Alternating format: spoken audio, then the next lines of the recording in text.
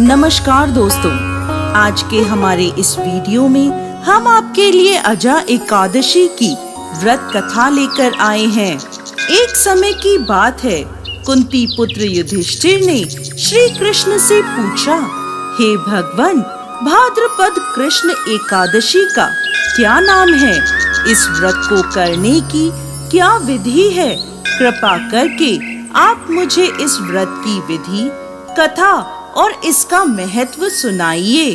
भगवान श्री कृष्ण कहते हैं, धर्मराज, भाद्रपद कृष्ण पक्ष की एकादशी का नाम अजा एकादशी है। यह समस्त पापों का नाश करने वाली है। इस एकादशी के दिन भगवान श्री हरि विष्णु की पूजा की जाती है।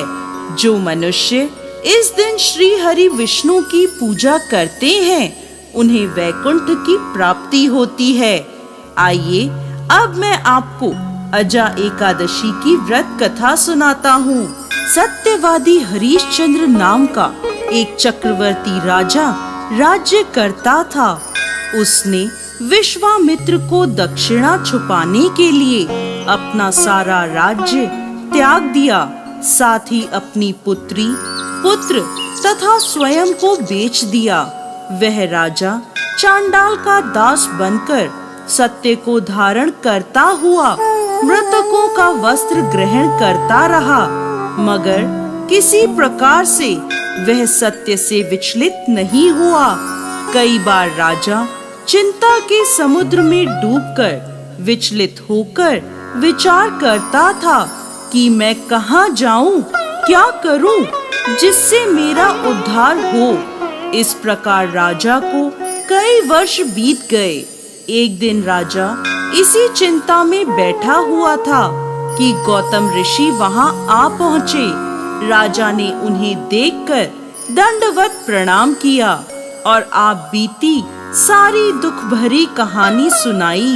राजा हरिश्चंद्र की यह बात सुनकर गौतम ऋषि कहने लगे, राजन, आज से ठीक 7 दिनों बाद भाद्रपद कृष्ण पक्ष की एकादशी आएगी।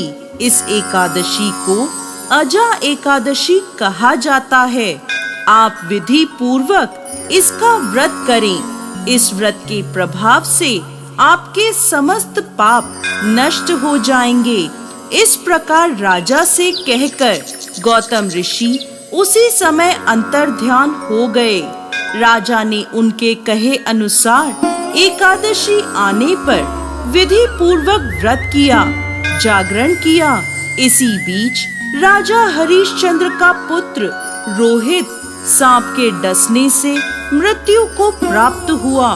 शव्या रानी द्वारा राजकुमार को शमशान में लाए जाने पर राजा हरिश्चंद्र ने रानी शव्या से शमशान का कर मांगा, मगर असहाय शव्या रानी के पास देने के लिए कुछ भी नहीं था।